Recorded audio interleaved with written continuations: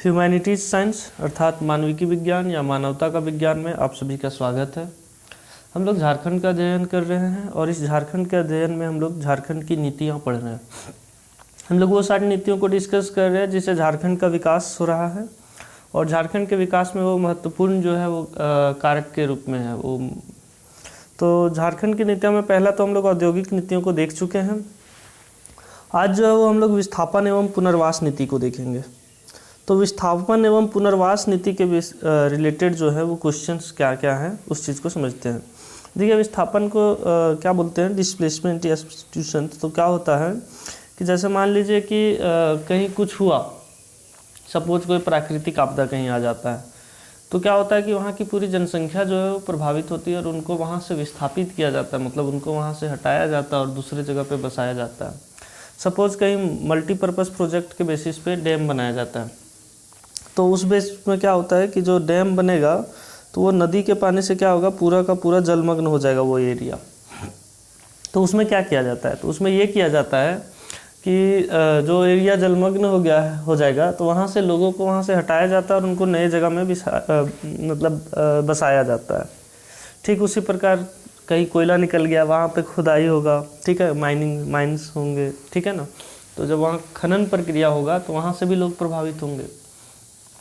ऐसे कई कारण हो सकते हैं जिससे लोगों का विस्थापन हो सकता है और विस्थापन होगा तो उनको पुनर्वास भी करना होगा, उनको फिर से बसाना होगा। तो विस्थापन एवं पुनर्वास नीतियाँ, चूँकि हम लोग झारखंड की नीतियाँ पढ़ रहे हैं तो हम लोग जो है वो विस्थापन एवं पुनर्वास से रिलेटेड नीतियाँ आज को हम लोग डिस्कस करने वाले हैं।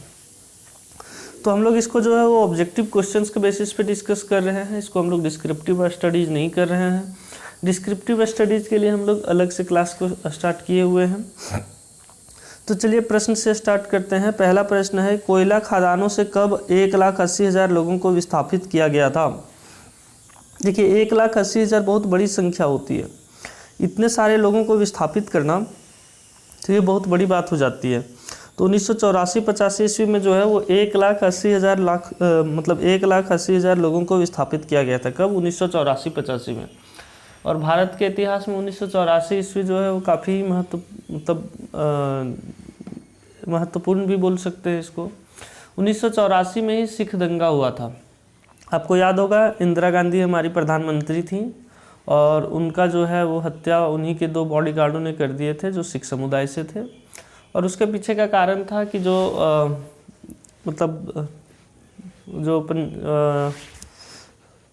गोल्डन टेम्पल में जो चल रहा था वो बोल सकते हैं हम लोग कि खालिस्तानी आंदोलन, उसको लेकर के। तो उस खालिस्तानी आंदोलन को दबाने के लिए श्रीमती इंदिरा गांधी जो है वो वहाँ पे सेना भेजी और उस चीज़ को वहाँ पे की। तो उसके कारण जो सिख समुदाय में रोष उत्पन्न था और वो काम जो है उनके 2 बॉडीगार्डों ने उनकी हत्या करके कर दी। तो उसके बाद क्या होता है कि जो दिल्ली के सिख होते हैं उन पे हमले होने लगते हैं। तो वही 1984 का सिख दंगा पॉपुलर है, ठीक है।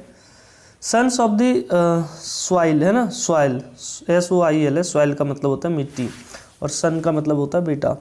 तो मतलब इस मिट्टी के बेटा या इस मिट्टी के लाल, इसको ऐसे सेंस में भी समझ सकते हैं।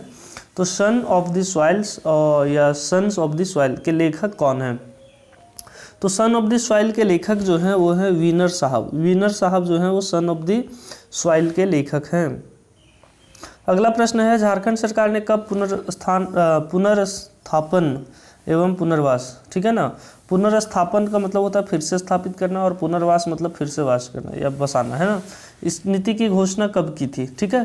तो 2008 ईस्वी में जो है वो झारखंड सरकार ने पुनर्स्थापन एवं पुनर्वास नीति की घोषणा की।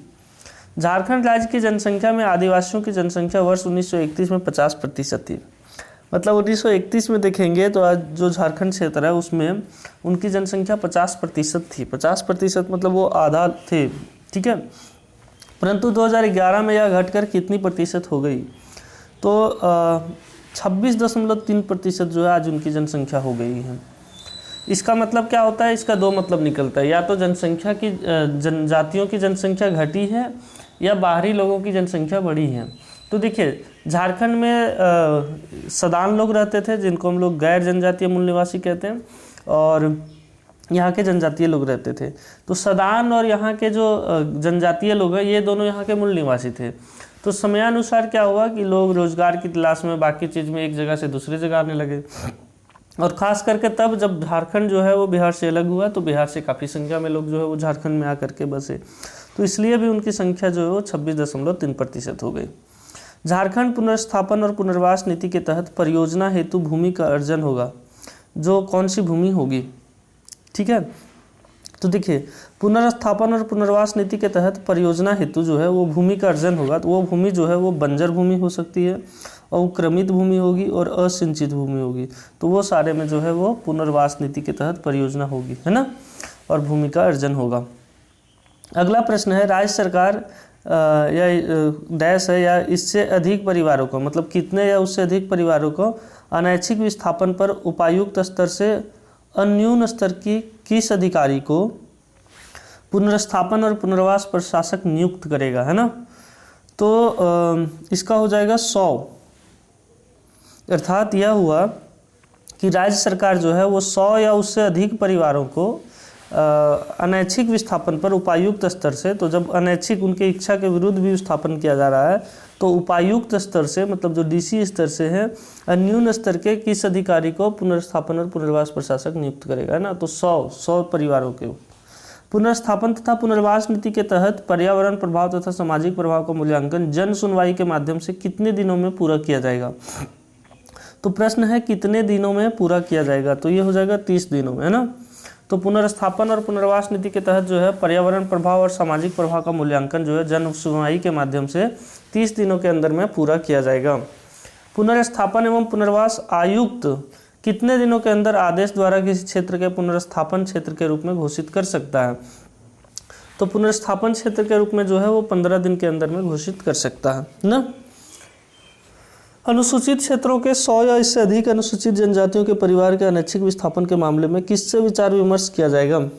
तो विचार विमर्श जो है वो जनजातीय सलाहकार परिषद से किया जाएगा। जनजातीय का अपना एक सलाहकारी परिषद होती है, उनसे मतलब जो है वो डिस्कशन किया जाएगा, उनसे विचार विमर्श लिया जाएगा, उसके बाद उस काम को किया जाएगा। पुनर्स्थापन एवं पुनर्वास नीति के तहत प्रभावित परिवार को ग्रामीण क्षेत्रों में आवास निर्माण के लिए कितने डिसमिल जमीन दी जाएगी। तो उनको जो है वो 10 डिसमिल जमीन दी जाएगी, है ना। तो उनको कितनी डिसमिल जमीन दी जाएगी, 10 डिसमिल। मतलब पुनर्स्थापन और पुनर्वास नीति के तहत जो है वो प्रभावित परिवार को ग्रामीण क्षेत्रों में आवास निर्माण के लिए उनको 10 डिसमिल जमीन दी जाएगी। पुनर्स्थापन एवं पुनर्वास नीति के तहत परियोजना से प्रभावित परिवार को पशु के लिए तथा पशुशाला के निर्माण के लिए कितनी राशि दी जाएगी, है ना। तो उनको जो है वो 35,000 रुपये की राशि दी जाएगी ताकि वो पशुशाला बना सके, जिसको हम लोग गोहाल कहते हैं, है ना। और मतलब उन पशुओं के लिए और पशुशाला के लिए जो उनको 35,000 रुपये की राशि दी जाएगी। देखिए पुनर्स्थापन और पुनर्वास जो नीति है ना, वो सुन करके तो मतलब ऐसे ही बहुत अजीब लगता है कि मतलब समझिए जो आदमी कहीं बसे होंगे उनको वो जगह छोड़ना है जहाँ से शुरू से वो जन्मे हैं, पले बढ़े हैं, खेले हैं, जो ज़मीन जायदाद घर संपत्ति धन अर्जित किए हैं, उन सबको छोड़ करके एक नए जगह में जाना है, जिस जगह को जब कभी वो जानते नहीं थे। वहाँ पे जा कर के नए सिरे से सब कुछ स्टार्ट करना है, घर बसाना है, घर बनाना है, पशुशाला बनाना है, रहना है, सारी व्यवस्था करना है। तो ये वाकई बहुत मतलब चैलेंजिंग होता है ना। झारखंड सरकार ने कब वामपंथी उग्रवादियों के प्रत्यार्पण हेतु नीति की घोषणा की थी। तो 2009 ईस्वी में झारखंड सरकार जो है वो वामपंथी उग्रवादी, तो उग्रवादी उनको कहते हैं जो मतलब अपने ही राज्य क्षेत्र में या अपने ही राष्ट्र क्षेत्र में रह करके अपने ही लोगों को नुकसान पहुंचाते हैं। ये बहुत ही विवाद का मुद्दा रहा है कि उग्रवादी क्या है, सही कारण क्या है। तो इसके बहुत सारे थ्योरीज हैं, उसमें एक थ्योरी ये भी है कि उग्रवादी ऐसे ही उग्रवादी नहीं बन गए हैं, उनको हथियार लेने पे मजबूर किया गया है। जब उनके ही ज़मीन जायदाद को छीना गया है, उनके ही अधिकार से उनको वंचित किया गया है, तब जा कर के कहीं ना कहीं वो हथियार उठाए हैं। लेकिन ये बात सरकार को भी और बाकी लोगों को भी ये बात समझ में आ गई है कि उग्रवादी तभी नष्ट हो सकता है, ख़त्म हो सकता है, या नक्सलवादी तभी ख़त्म हो सकता है जब आप गरीबी को ख़त्म कीजिएगा। जब तक गरीबी ख़त्म नहीं होगी तो वो कोई ना कोई और रूप ले लेगा। देखिए अगर नक्सलवादी आंदोलन की बात करें तो वो केरल से स्टार्ट हुआ था, पश्चिम बंगाल में गया, फिर बिहार, झारखंड, इन सारे क्षेत्रों को अपने चपेट में लिया। आज छत्तीसगढ़ में भी नक्सलवादी आंदोलन बहुत ज़्यादा जो है वो चरम स्तर पे है। तो इन सब के पीछे का कारण क्या था? इन सब के पीछे का कारण यही था कि इनका शोषण खूब हुआ, इनको उस तरह का अधिकार नहीं मिले, इनको गरीबी में रहने को मजबूर किया गया, तो इनको मजबूरन जो है वो हथियार उठाना पड़ा। लेकिन आप देख सकते हैं कि भूमि आंदोलन जो है वो केरल में बहुत सफल रहा। बंगाल, जो पश्चिम बंगाल कहते हैं, वहाँ पे भी जो है वो वामपंथी सरकार थी या मतलब कम्युनिस्ट सरकार थी, तो वहाँ पे भी जो है वो भूमि आंदोलन बहुत सफल रहा। तो उन दोनों क्षेत्रों में जो है आज नक्सलवादी आंदोलन एकदम ना के बराबर होती है। केरल देखिए आज इंडिया में अगर सारे स्टेट्स की बात करें तो हमेशा वो टॉप पे रहता है, चाहे वो लिटरेसी रेट की बात हो, चाहे वो हेल्थ इंफ्रास्ट्रक्चर्स की बात हो, तो बाकी क्षेत्रों में भी जो है वो केरल काफ़ी बेहतर प्रदर्शन किया है। और इन सब के पीछे का कारण क्या है? तो इन सब के पीछे का कारण है कि वहाँ के लोग जो है वो भूमि सुधार आंदोलन बहुत अच्छे से चलाए, और भूमि सुधार आंदोलन वहाँ की सरकार बहुत अच्छे से चलाई। तो जो गरीब थे, भूमिहीन थे, उन सबको जो है वो भूमि मिल पाई और वो उस प्रकार से अपना उत्थान कर सके। ठीक है, लेकिन आज भी देखिएगा कि झारखंड अभी भी नक्सलवादी क्षेत्र माना जाता है। छत्तीसगढ़ इसका बढ़िया एग्जाम्पल है। तो यहाँ पे क्या हुआ कि यहाँ पे भूमि आंदोलन, ये सब जो कार्यक्रम है वो उतने अच्छे से चलाए नहीं गए, क्योंकि उस समय भी सरकार जो है उन लोगों के हाथों में थी जो खुद जमींदार, राजा, राज परिवार, इन लोगों से बिलोंग करते थे। वो क्यों चाहेंगे कि उनकी ज़मीन छीन ली जाए, है ना? तो उसका एक बहुत बड़ा कारण ये भी था। तो वामपंथी उग्रवादियों के प्रत्यार्पण का मतलब क्या हुआ कि उनको जो है वो वो उग्रवादी छोड़ देना है, अपने आप को सरेंडर कर देना है। उसके बदले उनको जेल नहीं होगी, बल्कि उनको कुछ व्यवस्था की जाएगी उनके रोजी रोटी के लिए, रोजगार के लिए, और उनको जो है वो एक अच्छा नागरिक का दर्जा दिया जाएगा। तो ये जो है वो 2009 में घोषणा की गई थी। झारखंड वामपंथ उग्रवाद प्रत्यार्पण एवं पुनर्वास नीति के तहत पुनर्वास हेतु प्रत्यार्पण कर चुके उग्रवादी को कितने लाख का पुनर्वास अनुदान दिया जाता है? तो प्रश्न क्या है? प्रश्न ये है कि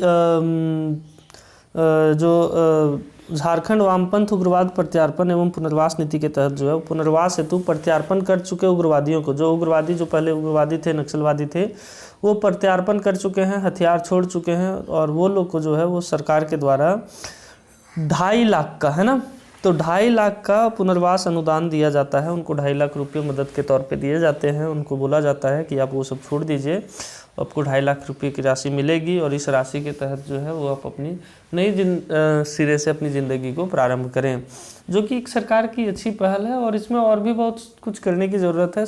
उग्रवादी, नक्सलवादी ये तो अपने आप ख़त्म हो जाएंगे अगर अच्छे स्तर से सरकार जो है वो काम करना प्रारंभ कर दे, गरीबी ख़त्म कर दे, लोगों में शिक्षा की अच्छी व्यवस्था करे। तो ये सभी के माध्यम से जो है वो नक्सलवादी, उग्रवादी जो है समाप्त किए जा सकते हैं। प्रत्यार्पण कर चुके लोगों को कितने रुपये प्रति माह की वृत्ति पर 1 वर्ष तक का व्यावसायिक प्रशिक्षण दिया जाएगा? तो देखिए 3,000 रुपये, 3,000 रुपये प्रति माह की वृत्ति पर, मतलब उनके शिक्षण पे जो है वो 3,000 रुपया मिलेगा, और 1 वर्ष तक का उनको व्यावसायिक प्रशिक्षण दिया जाएगा। तब तक उनको 3,000 रुपये प्रति महीना मिलेगा, और प्रशिक्षण के बाद तो उनको काम मिल जाएगा। ठीक है, तो 3,000 रुपये प्रति माह जो है वो सरकार के द्वारा वृत्ति पर, और 1 साल का व्यावसायिक प्रशिक्षण दिया जाएगा। व्यावसायिक का मतलब होता है कि रोजी रोजगार का, है ना। प्रत्यार्पण एवं पुनर्वास नीति की किस योजना का लाभ महिला उग्रवादी एवं उग्रवादियों की पुत्रियों के वैवाहिक कार्यक्रम हेतु अनुदान दिया जाता है? तो मुख्यमंत्री कन्यादान के तहत, है ना। तो प्रत्यार्पण और पुनर्वास नीति के किस योजना का लाभ, मतलब मुख्यमंत्री कन्यादान योजना का लाभ जो है वो महिला उग्रवादी एवं उग्रवादियों की पुत्रियों के वैवाहिक कार्यक्रम हेतु, तो जब उनका विवाह होता है उनकी पुत्रियों का या महिला उग्रवादी जो थी कार्यक्रम हेतु, उनको अनुदान दिया जाता है। प्रत्यार्पण एवं पुनर्वास नीति के तहत राज्य सरकार प्रत्यार्पित उग्रवादी को कितने लाख का जीवन बीमा कराएगी? तो जब जीवन बीमा की बात आती है तो जो लोग प्रत्यार्पण कर चुके हैं तो सरकार जो है वो उन उग्रवादियों को 5 लाख रुपए का जीवन बीमा कराएगी। मतलब 5 लाख रुपये का उनको, जो हम लोग कहते हैं इंश्योरेंस हो गया, तो लाइफ इंश्योरेंस उनका हो जाएगा। झारखंड सरकार द्वारा वामपंथी उग्रवादियों के सरेंडर एवं पुनर्वास हेतु नई नीति का घोषणा कब की गई थी? तो नई नीति की घोषणा जो है वो 2015 में की गई थी। तो यहाँ पे वही प्रश्न है कि झारखंड सरकार द्वारा जो वामपंथी उग्रवादी के सरेंडर एवं पुनर्वास हेतु, तो जब वो सरेंडर कर देंगे और उनको पुनः वास करवाने के लिए नई नीति की घोषणा जो है वो 2015 में की गई थी, है ना। हम लोग अगले प्रश्न की ओर उन्मुख होते हैं। तो अगला प्रश्न हमारा है कि नई सरेंडर नीति के तहत राज्य सरकार आत्मसमर्पित तथा उनके बच्चों की स्नातक शिक्षा हेतु कितने लाख रुपए का वार्षिक अनुदान देगी। तो कितने रुपए का वार्षिक अनुदान जो है वो देती है, ठीक है। तो ये हो जाएगा 75,000 रुपये का, सॉरी हाँ कितने रुपये का है ना, तो कितने रुपये का हो जाएगा, तो ये हो जाएगा 25,000 रुपये का वार्षिक अनुदान देगी। तो नई सरेंडर नीति के तहत जो है वो राज्य सरकार जो है आत्मसमर्पित और उनके बच्चों की स्नातक शिक्षा हेतु, स्नातक का मतलब होता है ग्रेजुएशन, ग्रेजुएट है ना, जिसको हम लोग BA, BSc, BCom भी कहते हैं, 25,000 रुपये का वार्षिक अनुदान देती है।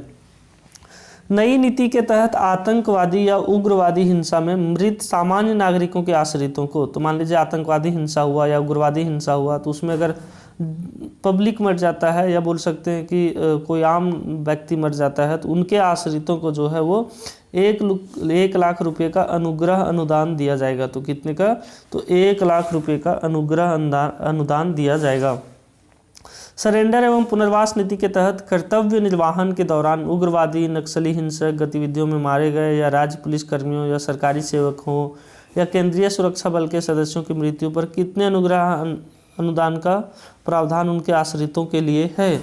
तो इसका हो जाएगा 10 लाख रुपये। देखिए यहाँ पे क्या है कि मान लीजिए सरेंडर या पुनर्वास नीति के तहत जो है वो क्या किया गया है कि कर्तव्य निर्वहन के दौरान, मतलब कर्तव्य निर्वहन कहने का मतलब अपने ड्यूटी के टाइम, ठीक है, अगर ड्यूटी के टाइम जो है उग्रवादी या नक्सली हिंसक में कोई मारे जाते हैं, तो कौन मारे जाते हैं, तो जैसे राज्य पुलिस के कर्मी मारे गए या सरकारी सेवक मारे गए या केंद्रीय सुरक्षा बल जो है वो मारे गए, सेंट्रल फोर्सेस मारे गए, तो उनके मरने पर उनके घर के सदस्यों को जो है वो 10 लाख रुपए जो है वो उनको मिलेगा। अगला प्रश्न है झारखंड सरकार ने कब अपनी स्थानीय नीति की घोषणा की। तो स्थानीय नीति की घोषणा जो है वो 2016 में की और इस 2016 की स्थानीय नीति में कई त्रुटियां रही हैं और ये रघुवर दास के टाइम में लाया गया है बीजेपी सरकार के द्वारा। तो रघुवर दास जो अपने टाइम में स्थानीय नीति लाई हैं तो उसमें इतने सारे प्रावधान कर दिए गए हैं जो यहाँ के लोगों में रोष उत्पन्न का एक बहुत बड़ा कारण है। उन्होंने सीधे यह कह दिया है कि जो भी यहाँ से मैट्रिक और इंटर पास करेंगे वो झारखंड के लोग हो जाएंगे, झारखंड की नागरिकता उनको मिल जाएगी। नागरिकता तो देश का ही होता है, मतलब उनको यहाँ का रेसिडेंशियल सर्टिफिकेट मिल जाएगा। और ऐसे भी कई प्रावधान किए गए हैं जिसके कारण लोगों में रोष है और वो सभी जो है वो 1932 के खतियान का मांग करें। 1932 का खतियान इसलिए भी मांग किया जा रहा है क्योंकि जो झारखंड के मूल निवासी हैं, चाहे वो सदान हो चाहे वो जनजातीय हो, है ना, ये दोनों ही को बहुत ही ज़्यादा शोषण का सामना करना पड़ा है। अब खुद अनुमान लगाइए, जब देश का जो लगभग 40 से 60% जो संपदा है, प्राकृतिक संपदा, जितने भी मिनरल्स है वो झारखंड में पाए जाते हैं और झारखंड के ही लोग जो है वो मजदूर के तौर पे पूरे भारत में प्रसिद्ध हैं। इनको मजदूर के तौर पे देखा जाता है। यहाँ के लोग बम्बई जाते हैं, वहाँ पे काम करते हैं, दिल्ली जाते हैं, वहाँ पे काम करते हैं, उड़ीसा में, पंजाब के खेतों में, हरियाणा के खेतों में, है ना, फैक्ट्रियों में। तो यहाँ के ही लोग, यहाँ के संसाधन और यहाँ के ही लोगों को मतलब इतनी सारी चीज़ों का सामना करना पड़ता है कि उनको एक मजदूर के तौर पे देखा जाना पड़ता है। उनको सारे संसाधनों से वंचित रखा जाता है, उनको उस तरह के रिसोर्सेज का लाभ नहीं मिल पाता है और यहाँ के लोगों का स्ट्रगल बहुत ही ज़्यादा है। और वही अगर हम लोग देखेंगे तो यहाँ के ही संसाधनों पे जो है वो हमेशा से बाहरी लोगों का वर्चस्व रहा है और इसको लेकर के जो है वो भी झारखंड में एक बहुत बड़ा आंदोलन भी चल रहा है, जिसमें जो यहाँ के मूल निवासी उनका तो पूर्ण रूपेण समर्थन है ही, है ना। तो शुरू से झारखंड को जो है वो इन सारी चीज़ों का शोषण का सामना करना पड़ा है और खुद झारखंड जो है बिहार से इसी बात पे अलग हुआ था कि मतलब हमारे पास इतने संसाधन होने के बावजूद भी हम इतने पिछड़े क्यों हैं। और जब वो बिहार से अलग हुआ, अगर हम लोग झारखंड की बात करें, तो उसके बाद क्या होता है कि देखिए यहाँ पे इतने अच्छे खासे डेवलपमेंट हुए हैं कि अभी यहाँ पे ठीक ठाक रोड है, लोगों का वो परिवहन का साधन हो चुका है, बाकी चीज़ हो चुके हैं। यहाँ पर उस प्रकार की शांति व्यवस्था है जो कि पहले नहीं थी। तो इसलिए भी तो स्थानीय नीति भी झारखंड के लिए एक बहुत ही बड़ा मतलब ज्वलंत मुद्दा है, जिसको लोग जो है उन लोगों का, मूल निवासियों का अच्छा खासा समर्थन भी है। अगला प्रश्न है स्थानीय नीति के तहत झारखंड राज्य की भौगोलिक सीमा में विगत कितने वर्षों या अधिक निवास करता हो उसे स्थानीय माना गया है। तो जो 2016 जो रघुवर दास के द्वारा लाया गया है, जिसमें कई सारी त्रुटियां हैं, उसके अनुसार से उनका कहना है कि जो 30 वर्षों से यहाँ पे रह रहे हैं उनको स्थानीय यहाँ का मान लिया जाएगा। अब इसमें बहुत सारा प्रॉब्लम ये है कि जो मुख्य कारण है कि मतलब कुछ लोग ऐसे हैं जो मान लीजिए कि उत्तर प्रदेश से आए हैं, पश्चिम बंगाल से आए हैं, बिहार से आए हैं, कहीं और से आए हैं, तो वो वहाँ के भी स्थानीय का लाभ उठा पा रहे हैं और यहाँ का भी, तो उन लोगों को दोहरा स्थानीय मिल पाता है, और जो झारखंड के लोग हैं उनको यहाँ का स्थानीय का ही लाभ मिल पाता है। तो एक व्यक्ति को दो दो लाभ क्यों मिलेंगे और कुछ व्यक्ति को एक ही लाभ क्यों मिलेंगे, तो ये भी बात जायज़ है। इसलिए जो है वो इस नीति में जो 30 वर्ष किया गया है, इसको लेकर के बहुत ही विवाद है, और वाकई जो अगर हम लोग देखेंगे, निष्पक्ष रूप से समझेंगे, तो 1932 का खतियान जो है वो बहुत हद तक जायज़ है। हाँ, उसमें कुछ मॉडिफिकेशंस करने की आवश्यकता है, तो उसको की जानी चाहिए, उसमें कोई दिक्कत नहीं है। अगला प्रश्न है, स्थानीय नीति के तहत ऐसा व्यक्ति जिसका जन्म झारखंड राज्य में हुआ हो तथा जिसने अपनी कितनी क्लास की अथवा समकक्ष स्तर तक की पूरी शिक्षा झारखंड स्थित मान्यता प्राप्त संस्थान से प्राप्त की हो, उसको निवासी माना जाएगा। हाँ, इसी बात की हम लोग चर्चा कर रहे थे। तो जो स्थानीय नीति में है उनका ये बोला गया है कि ऐसा व्यक्ति जिसका जन्म झारखंड राज्य में हुआ हो और ये जो व्यक्ति है उनका 10वीं कक्षा यहीं से प्राप्त हो। अब मतलब समझिए, कोई भी आदमी अब यहाँ पे मान लीजिए रेंट में रह रहा हो, यहाँ पे ही जन्म हुआ हो, उनके फादर वगैरह यहाँ जॉब कर रहे होंगे, और ओबियसली जब उनके फादर या मदर यहाँ पे जॉब कर रहे हैं तो वो 10वीं कक्षा भी यहीं से पास करेंगे।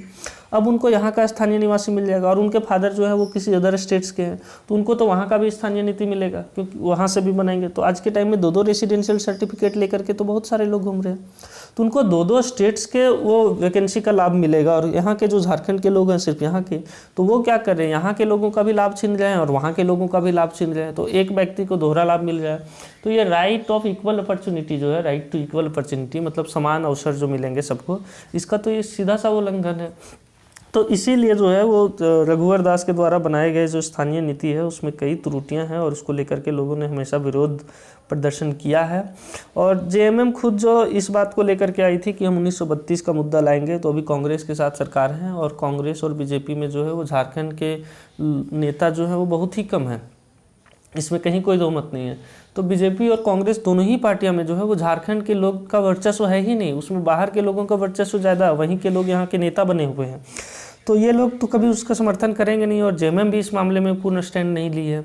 तो इसलिए भी जो अभी है एक बोकारो, गिरिडीह, धनबाद, हजारीबाग, उधर संथाल परगना क्षेत्रों में जो है वो एक भाषाई आंदोलन के रूप में एक आंदोलन विकसित हुई है, जिसमें उन लोगों का मुख्य रूप से मांग है कि भाई एक लोग को एक ही आवासीय मिलना चाहिए, एक ही रेसिडेंशियल सर्टिफिकेट का लाभ मिलना चाहिए, और जो बहुत ही जायज़ है। हम तो इसको समझते हैं कि ये तो तर्क संगत है, कानून संगत है, क्योंकि हमारे कानून में भी ये बात लिखा हुआ है, संविधान में लिखा हुआ है कि सभी लोगों को समान अवसर मिलना चाहिए। तो एक लोग को दोहरा अवसर मिलेगा तो ये तो फिर गलत हो जाएगा, और एक लोग को एक ही बार अवसर मिलेगा। और ये भी एकदम सोचने वाली बात है कि मतलब समझिए कि जिस राज्य में 60% संपदा पूरे देश की हो, 40% संपदा पूरे देश की हो, और वही राज्य के जो लोग हैं वो मजदूर के रूप में जाने जाते हैं, मजदूर राज्य माना जाता है, तो ये कितना ही मतलब दयनीय स्थिति है, कितना ही एकदम बुरा चीज़ है कि मतलब हमारा संविधान जहाँ सभी लोगों की समानता की बात करता है, वहीं एक राज्य को जो है वो मजदूर राज्य के रूप में देखा जाता है और मजदूर राज्य बना करके छोड़ा गया है, जिसमें हमारा सेंट्रल गवर्नमेंट भी बहुत बड़ा मतलब रिस्पॉन्सिबल है, सेंट्रल गवर्नमेंट का भी उसमें बहुत बड़ा हाथ है। और हमारे स्टेट गवर्नमेंट में अभी लगभग जितने सरकार आए हैं वो इस बात को नेगोशिएट नहीं कर पाए हैं। वो चाहते तो नेगोशिएट कर पाते और यहाँ के लोगों को वो सारे अधिकार दिला पाते, लेकिन वो उतने ही पैसे में लूट खसूट मचाने में रहते हैं, उसी पैसे को लूटने में रह जाते हैं, और झारखंड के लोगों को इन सारे लाभ नहीं मिल पाता है। अगला प्रश्न है, झारखंड सरकार ने कब खाद्य सुरक्षा अधिनियम पारित किया? तो झारखंड सरकार ने कब खाद्य सुरक्षा अधिनियम पारित किया, ये प्रश्न है। तो झारखंड सरकार ने जो है वो 25 सितंबर 2014 को खाद्य सुरक्षा अधिनियम पारित किया। अगला प्रश्न है, अंत्योदय योजना, वही जिससे हम लोगों को, जिसको हम लोग कोटा भी बोलते हैं, या जो हम लोगों को सरकार के द्वारा अन्न मिलता है, जो मनमोहन सिंह के द्वारा स्टार्ट किया गया था, जो एक बहुत ही बड़ी योजना है। मनमोहन सिंह ऐसे भी भारत के बहुत बड़े अर्थशास्त्री हैं, भारत के प्रधानमंत्री रह चुके हैं, आरबीआई के गवर्नर रह चुके हैं, यूजीसी के जो हैं वो चेयरमैन रह चुके हैं, तो वो ऐसे भी बहुत पढ़े लिखे व्यक्ति हैं।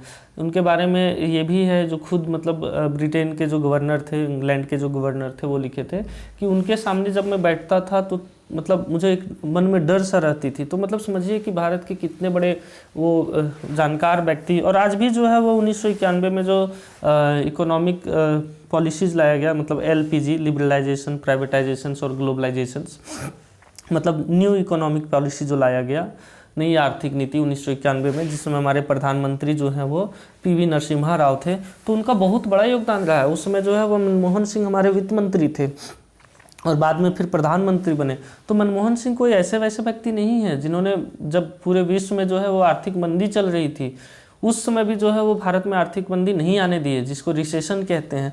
तो ऐसे ऐसे लोगों का भारत में होना अपने लिए ही गर्व बात है। और शुरू से ही भारत में जो है वो एक से एक व्यक्ति का जन्म हुआ है जिन्होंने अपने मतलब कैपेबिलिटीज़ का, अपने क्षमता का उच्चतम प्रदर्शन दिया है। उसमें से मनमोहन सिंह भी एक है। मनमोहन सिंह की आर्थिक नीति आज नहीं, हमको लगता है आने वाले कई सालों तक, सदियों तक जो है वो ऐसे ही चलती रहेंगी। उसमें मॉडिफिकेशंस तो होगा ही, प्रकृति जो है वो संसार का नियम है, ठीक है। तो ये जो अंत्योदय योजना है वो भी लाने का काम जो है वो मनमोहन सिंह ही किए थे। वो बोले थे कि भारत का कोई भी आदमी भूखा नहीं मरना चाहिए। ये सरकार का दायित्व तो बनता है कि उसको अगर भोजन नहीं मिल पा रहा है, उनको अगर रोजगार नहीं है उनके पास, तो कम से कम 2 वक्त का रोटी उनको मिल सके। इसलिए जो है वो चावल और गेहूं जो है वो अंत्योदय योजना जो है उनके तहत स्टार्ट किया गया था। तो अगर हम लोग व्यक्ति विशेष की बात करें तो मनमोहन सिंह जो है वो बहुत ही प्रचंड किस्म के व्यक्ति थे, जिन्होंने मतलब कई सारे ऐसे नीतियाँ लाए जो भारत के हित में हुआ है। और मतलब राष्ट्रीय स्तर पे, अंतर्राष्ट्रीय स्तर पे जो है वो भारत को एक अलग पहचान भी मिली है। तो पता है, जब न्यू इकोनॉमिक पॉलिसी नहीं लाया गया था, मतलब 1991 के पहले, भारत को क्या कहा जाता था? तो भारत को हिंदू जीडीपी दर कहा जाता था, क्योंकि उस समय हमारा जीडीपी दर कितना होता था? तो बहुत कम होता था, 1%, 2% इस प्रकार से होता था। अब बड़ा आश्चर्य की बात है कि पूरे विश्व में जो है वो भारत को इस प्रकार से चिढ़ाया जाता था, ये हिंदू जीडीपी दर है। बट जब मनमोहन सिंह आए, वो न्यू इकोनॉमिक पॉलिसी लाए, तो वो सब में बहुत सारे सुधार किए गए। तो प्रश्न है कि अंत्योदय योजना के तहत प्रति माह प्रति परिवार कितने किलोग्राम अनाज दिया जाएगा? ठीक है, तो ये जो है वो हो जाएगा 35 किलोग्राम प्रति माह, जो है वो प्रति परिवार 35 किलोग्राम अनाज दिया जाएगा। खैर अब उसमें जो है वो चेंज कर दिया गया है, प्रति व्यक्ति जो है वो 5 किलो प्रति माह मिलता है। तो एक परिवार में जितने लोग हैं उनको व्यक्ति के हिसाब से 5 किलो मिलेगा, है ना। खाद्य सुरक्षा अधिनियम 2014 के तहत राज्य सरकार द्वारा प्रति व्यक्ति प्रति माह कितना अनाज दिया जाता है? तो 2014 के तहत जो है वो राज्य सरकार द्वारा प्रति व्यक्ति प्रति माह कितना अनाज दिया जाता है? तो इसका उत्तर हो जाएगा 5 किलोग्राम, जिसका वर्णन अभी हम लोग कर रहे थे। इसका उत्तर क्या हो जाएगा? 5 किलोग्राम। खाद्य सुरक्षा अधिनियम 2014 को राज्य सरकार द्वारा प्रथम चरण में निम्न में से किस जिले में लागू नहीं किया गया था? तो प्रथम चरण में जो है वो नहीं लागू किया गया था, वो था गढ़वा जिला। तो गढ़वा जिला में जो है वो खाद्य सुरक्षा अधिनियम 2014 को राज्य सरकार द्वारा नहीं लागू किया गया था, गढ़वा में। खाद्य सुरक्षा अधिनियम 2014 को राज्य सरकार ने प्रथम चरण में निम्न में से किस जिले में लागू किया? तो हम लोग को बताना है कि इसमें से किस में लागू किया गया था। तो रामगढ़ में किया गया था, बाकी में नहीं किया गया था। इस पर पाकुड़ में नहीं किया गया था, सरायकेला खरसावां में नहीं किया गया था, पश्चिमी सिंहभूम में नहीं किया गया था। अगला प्रश्न है, खाद्य सुरक्षा अधिनियम 2014 के लाभुकों को पहचान हेतु सामाजिक, आर्थिक एवं जातीय जनगणना कौन सी मतलब साल का जो जातीय जनगणना है उसको आधार बनाया गया है? ठीक है, तो इसका उत्तर है 2011, है ना। तो 2011 को जो है वो वही बोल रहा है, खाद्य सुरक्षा अधिनियम 2014 के लाभुकों को पहचान हेतु सामाजिक, आर्थिक एवं जातीय जनगणना 2011 को आधार बनाया गया। तो 2011 के जातीय जनगणना को अधिकार बनाया गया है। खाद्य सुरक्षा अधिनियम के तहत वर्ष 2011 की जनसंख्या के आधार पर राज्य की कितनी प्रतिशत जनसंख्या को इसका लाभ मिलेगा? तो इसका उत्तर है 80.16 लाख, है ना, सॉरी 80.16% जनसंख्या को, मतलब 80% जनसंख्या को जो है वो इसका लाभ मिलेगा। मतलब 2011 के जनगणना के आधार पर हम लोग देखेंगे तो राज्य का 80.16% जनसंख्या को इसका लाभ मिलेगा। किसका? तो खाद्य सुरक्षा अधिनियम अंत्योदय योजना का। खाद्य सुरक्षा अधिनियम 2014 के तहत झारखंड की 86.48% ग्रामीण जनसंख्या तथा कितनी प्रतिशत शहरी जनसंख्या को आच्छादित किया गया है? ठीक है ना। तो हम लोगों को शहरी जनसंख्या बताना है, तो 60.2%। तो खाद्य सुरक्षा 2014 के तहत जो है वो खाद्य सुरक्षा अधिनियम 2014 के तहत झारखंड की 86.48% ग्रामीण जनसंख्या तथा 60.2% जो है वो शहरी जनसंख्या को इससे आच्छादित किया गया है, मतलब उनको इस लाभ मिलेगा। खाद्य सुरक्षा अधिनियम 2014 के तहत राज्य सरकार ने चावल एवं गेहूं की दर कितनी निर्धारित की थी? तो इसके अनुसार से जो है वो 1 रुपये प्रति किलो, मतलब 1 रुपये किलो उनको अनाज मिलेगा। बाकी जो पैसे हैं वो सरकार सब्सिडी के तौर पे देंगी। तो वही चीज़ है कि खाद्य सुरक्षा अधिनियम 2014 के तहत जो है वो राज्य सरकार जो है चावल और गेहूं की दर जो है वो 1 रुपये किलो की थी। अगला प्रश्न की ओर हम लोग आगे बढ़ते हैं। तो अगला प्रश्न है खाद्य सुरक्षा अधिनियम 2014 के तहत कितने वर्ष से अधिक उम्र वाले बीपीएल परिवार को 10 किलो चावल मुफ्त उपलब्ध कराया जाता है? ठीक है, तो इसका जो उत्तर है वो जाएगा 65। तो क्या हो जाएगा, खाद्य सुरक्षा अधिनियम 2014 के तहत जो है वो कितने वर्ष से अधिक उम्र वाले बीपीएल परिवार को, तो 65 वर्ष से अधिक उम्र बीपीएल परिवार को 10 किलो चावल मुफ्त उपलब्ध कराया जाएगा। क्योंकि 65 साल से ज़्यादा हो जाएंगे तो वो शारीरिक रूप से काम करने में सक्षम नहीं होंगे, और बीपीएल परिवार है तो उनका रोजी रोटी जो है वो दिहाड़ी मजदूरी से चलता है, रोज़ वो काम करेंगे तब चलेगा। तो इसीलिए उनको 5 किलो में कुछ भी नहीं होगा, इसीलिए उनको 10 किलो का प्रावधान किया गया है। खाद्य सुरक्षा अधिनियम 2014 के तहत जो है वो राशन कार्ड किसके नाम से जारी किया जाता है? तो राशन कार्ड जो है वो 18 वर्ष या इसकी से अधिक उम्र की महिला के नाम से जारी किया जाता है। तो चूंकि महिला सशक्तिकरण की बात हमेशा की जाती है, महिला सशक्तिकरण की बात इसलिए भी करनी पड़ती है क्योंकि पुरुषों ने महिलाओं का खूब शोषण किया है। बहुत सारे पुरुष तो इसके समर्थन में भी रहते हैं कि नहीं, उनको अधिकार मिलने चाहिए। तो हमारा समाज इस प्रकार से बना हुआ है, हमारा सामाजिक संरचना ऐसे है जिसमें महिलाओं का शोषण अत्यधिक होता है। ठीक है, तो इसीलिए जो है वो महिला को भी वो अधिकार मिल सके, उनको वो पहचान मिल सके, इसीलिए इसमें प्रावधान किया गया कि 18 वर्ष या इससे अधिक उम्र की जो महिला है उनके नाम पे जो है वो कार्ड जारी किया जाए। झारखंड सरकार ने सेवा का अधिकार कानून कब पारित किया? तो सेवा का अधिकार कानून जो है वो कब पारित किया गया? तो 2011 ईस्वी में सेवा का अधिकार कानून कब पारित किया गया? तो 2011 में। विभाजन के बाद सर्वप्रथम झारखंड राज्य द्वारा अपनी क्रय नीति कब घोषित की गई? तो जब विभाजन हो गया, बिहार से अलग हो गए, तो फिर हम लोगों की जो अपनी क्रय नीति है वो कब बनी? तो झारखंड की अपनी क्रय नीति जो है वो 2007 ईस्वी को बनी। तो कब बनी? 2007 ईस्वी को बनी। अगला प्रश्न है झारखंड क्रय नीति 2014 किस उद्योग को प्रोत्साहन देने के लिए बनाई गई थी? तो झारखंड क्रय नीति 2014 है वो किस उद्योग को प्रोत्साहन देने के लिए बनाई गई थी? तो सूक्ष्म एवं लघु इकाइयों को लाभ पहुंचाने के लिए जो है झारखंड क्रय नीति बनाई गई थी। झारखंड क्रय नीति 2014 के तहत जो है सूक्ष्म एवं लघु इकाइयों से वार्षिक क्रय का लक्ष्य कितना प्रतिशत निर्धारित किया गया है ना? तो इसका उत्तर है 20% निर्धारित किया गया। झारखंड क्रय नीति 2014 के तहत सूक्ष्म एवं लघु इकाइयों से वार्षिक क्रय का लक्ष्य 20% निर्धारित किया गया। झारखंड क्रय नीति 2014 के तहत जो है निम्न में से किस उत्पाद का क्रय राज्य सरकार द्वारा नहीं किया जाएगा? तो क्रय नीति में क्या है ना कि मतलब सरकार ये बात को सुनिश्चित करती है कि आपका सामान कम से कम हम इतना प्रतिशत लेंगे ताकि कम से कम जो है वो आपका सामान बिकते रहे और आपको समर्थन मिल सके और आप जो है वो डेवलप कर सके। और झारखंड की जो है अपनी औद्योगिक व्यवस्था एमएसएमई इकाई जो है, एमएसएमई यूनिट मध्यम एवं सूक्ष्म वर्गीय, तो यहाँ सूक्ष्म एवं लघु इकाइयों के लिए किया गया है। तो उसमें कम से कम 20% क्रय जो है वो सरकार करेगी। तो इसका लाभ ये मिलेगा कि वो सारी जो है मतलब लघु एवं सूक्ष्म इकाइयाँ उनको समर्थन मिल सकेगा। और इसी में पूछा गया है कि इसमें से कौन सा सामान जो है वो सरकार नहीं खरीदेगी? सरकार तो उससे खरीदेंगी ही, लेकिन इसमें से कौन सा है? तो शहद जो है वो उसमें नहीं है कि शहद जो है वो सरकार जो है वो नहीं खरीदेगी। तो झारखंड क्रय नीति 2014 के तहत जो है निम्न में से किस उत्पाद का क्रय राज्य सरकार द्वारा नहीं किया जाएगा? तो शहद का। किसका किया जाएगा? तो सेफ्टी बूट का किया जाएगा, लेदर बूट का किया जाएगा, बूट का मतलब जूता है, पेंट का किया जाएगा, वार्निश का किया जाएगा, ब्लीचिंग पाउडर का किया जाएगा।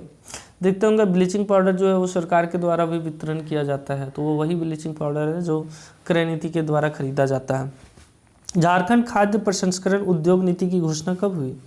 तो झारखंड खाद्य प्रसंस्करण उद्योग नीति की घोषणा जो है वो 2015 ईस्वी में हुई। तो कब हुई? 2015 ईस्वी में हुई। अब हम लोग आगे बढ़ते हैं और आगे का प्रश्न देखते हैं। तो देखिए आगे का प्रश्न क्या है कि झारखंड खाद्य प्रसंस्करण नीति 2015 को राज्य में कितने वर्षों के लिए लागू किया गया है? तो इसको जो है वो 5 वर्षों के लिए लागू किया गया। कितने वर्षों के लिए लागू किया गया है? तो 5 वर्षों के लिए। खाद्य प्रसंस्करण क्या होता है? तो इसको फूड प्रोसेसिंग इंडस्ट्रीज कहते हैं। जैसे टमाटर है तो टमाटर से सॉस बनाते हैं, टोमेटो सॉस। मिर्च है, हरा मिर्च, चिल्ली जिसको कहते हैं, उससे चिली सॉस बना लिए हम लोग, है ना। आलू है, उससे हम लोग चिप्स बना लिए, ठीक है। तो ऐसे बहुत सारे चीज़ होते हैं जिसको हम लोग क्या है कि लंबे समय तक लिए उसको हम लोग रख सकते हैं भोजन को सुरक्षित। साथ ही साथ वो जो है वो काफ़ी महंगे दाम पे भी बिकते हैं और वो जो है वो काफ़ी लोगों को रोज़गार देने का काम किया जाता है। तो फूड प्रोसेसिंग इंडस्ट्री झारखंड में बहुत सारे होने चाहिए, लेकिन उतना तो है नहीं। हाँ, लेकिन आने वाले समय में इसमें देखा जा सकता है कि जिस प्रकार से यहाँ के लोग जो हैं जिस प्रकार से अपने आंदोलन को आगे बढ़ा रहे हैं, तो यहाँ के लोग जागरूक होंगे और उन सारे लाभों को ले सकेंगे। खाद्य प्रसंस्करण नीति के तहत सामान्य क्षेत्र में खाद्य प्रसंस्करण हेतु लाई गई इकाई पर राज्य सरकार द्वारा कितने प्रतिशत अनुदान 5 करोड़ रुपए की राशि पर दिया जाता है? तो 5 करोड़ राशि पर कितने प्रतिशत का अनुदान दिया जाता है? तो 35% अनुदान दिया जाता है। मतलब 35% का पेमेंट जो है वो सरकार करेगी, या बोल सकते हैं कि उतना पैसा आपको सरकार के द्वारा समर्थन में मिलेगी, है ना, और जो वैसे सरकार पैसे वापस नहीं लेंगे। अगला प्रश्न है कि खाद्य प्रसंस्करण उद्योग नीति 2015 के तहत जनजातीय क्षेत्रों में कितने करोड़ की प्रसंस्करण इकाइयों के निवेश पर 45% का अनुदान मिलेगा? तो ये जो है क्वेश्चन इसमें है कि खाद्य प्रसंस्करण नीति जो 2015 बनी थी उसके तहत जनजातीय क्षेत्रों में कितने करोड़ की, तो 5 करोड़ की अगर प्रसंस्करण इकाई बनाते हैं और वो जनजातीय क्षेत्रों में बनाते हैं तो आपको 45% का अनुदान मिलेगा। इसका कारण यह था कि अगर आप जनजातीय क्षेत्रों में खाद्य प्रसंस्करण इकाई खोलते हैं तो उसमें जो है वो जनजातीय लोगों को रोजगार मिल पाएगा, तो उनको अपने वो सारे काम जो उनको मजदूर के रूप में करवाने के लिए या झारखंड के जो मूल निवासी हैं उनको जो मजदूर के रूप में करवाया जाता है उन सबसे उनको छुटकारा मिलेगा। अगला प्रश्न है खाद्य प्रसंस्करण कोल्ड चेन मूल्य संवर्धन और संरक्षण इंफ्रास्ट्रक्चर नीति के तहत एकीकृत कोल्ड चेन मूल्य संवर्धन और संरक्षण हेतु राज्य सरकार द्वारा परियोजना लागत का अधिकतम कितने करोड़ पर 35% का अनुदान दिया जाएगा?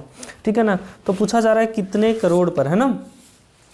तो इसका उत्तर जो है वो हो जाएगा 7 करोड़, है ना। तो 7 करोड़ रुपए पे जो है वो 35% का अनुदान दिया जाएगा। देखिए इसको समझते हैं। खाद्य प्रसंस्करण कोल्ड चेन जो होता है, ठीक है। मूल्य संवर्धन का मतलब क्या होता है? मूल्य में वृद्धि होना। संरक्षण इंफ्रास्ट्रक्चर नीति मतलब उसको इंफ्रास्ट्रक्चर चाहिए होगा खाद्य प्रसंस्करण के लिए, तो ये सब के लिए जो है वो राज्य सरकार द्वारा अगर कोई 7 करोड़ रुपये लगाता है तो उस पर उसको 35% तक का अनुदान दिया जाएगा। तो ये 7 करोड़ हो जाएगा।